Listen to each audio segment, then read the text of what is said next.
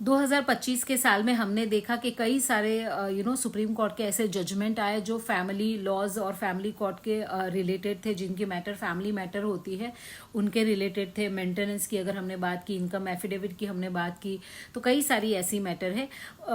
कई high court के भी ऐसे जजमेंट्स आए हैं कि जहां पर मेंटेनेंस किसको देना चाहिए। अगर वाइफ पढ़ी लिखी है, क्वालिफाइड है, वेल एजुकेटेड है, अर्न कर सकती है, अपना खुद का गुजारा खुद चला सकती है काम करके, और फिर भी वो मेंटेनेंस मांग रही है, और वो काम इसलिए नहीं कर रही है कि वो सोच रही है कि मैं काम करूंगी तो मुझे मेंटेनेंस नहीं मिलेगा, तो पहले मैं मेंटेनेंस ले लूं और फिर अगर मुझे लगा तो मैं काम करूंगी, या मुझे काम नहीं करना है। तो कोर्ट का जो ऐसी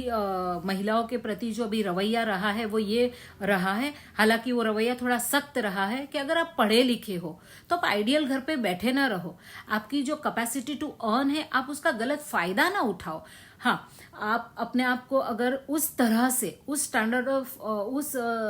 ऑफ लिविंग में नहीं रख सकते हो जैसा आपका हस्बैंड के यहाँ आप रहते थे और आपको मिलता था, उसके लिए आप मेंटेनेंस मांग सकते हो। उसका जो गैप होता है वो कोर्ट जो है वो हस्बैंड को देने के लिए बोल सकता है। पर आप ये सोचकर महिला अपने घर पर बैठी रहे कि मैं पढ़ी लिखी हूं पर मुझे काम नहीं करना है क्योंकि काम करूंगी तो मुझे मेंटेनेंस नहीं मिलेगा, तो ऐसे में ऐसा हो सकता है कि आपकी एलिमनी की जो एप्लीकेशन है कोर्ट उसको भी खारिज कर दे, या उसके आपकी जो रिलीफ आपने मांगी है वो डिनाई भी कर सकता है। जरूरी नहीं है, देखो कोर्ट जो है वो सबको न्याय देने के लिए बैठा है, सबको मदद करने के लिए बैठा है। और खास करके महिला के प्रति हम जानते हैं कि भारत के अंदर जो है वो कानून जो है वो सॉफ्ट रहा है, और महिला को कानून के जरिए बहुत ही स्ट्रांग सपोर्ट भी दे रहा है कानून। पर कानून ये भी देखता है कि कानून देने का और मदद करने का मतलब ये ना होना चाहिए कि दूसरे किसी को हमें परेशान करना है। तो अगर आप पढ़े लिखे हो, आप काम कर सकते हो, आप जॉब करके या अपना बिजनेस करके आप कमाई कर सकते हो, अपने खुद का गुजारा कर सकते हो, तब तक कोर्ट ये देखती है कि देना चाहिए कि नहीं देना चाहिए। हाँ, स्टैंडर्ड ऑफ लिविंग में अगर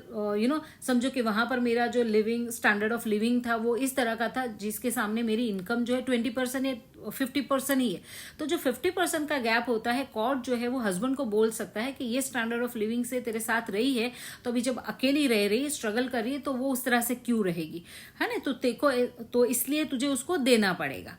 पर कोर्ट का ये जो अभी अप्रोच रहा है कि पढ़े लिखे लोग हो और अगर आप घर पे बैठे रहो, आइडियल बैठे रहो, अपनी कैपेसिटी टू अर्न का जो आप नाजायज फायदा उठाओ सिर्फ मेंटेनेंस पाने के लिए, तो कोर्ट जो है वो भी बहुत ही सख्ती से इस मामले में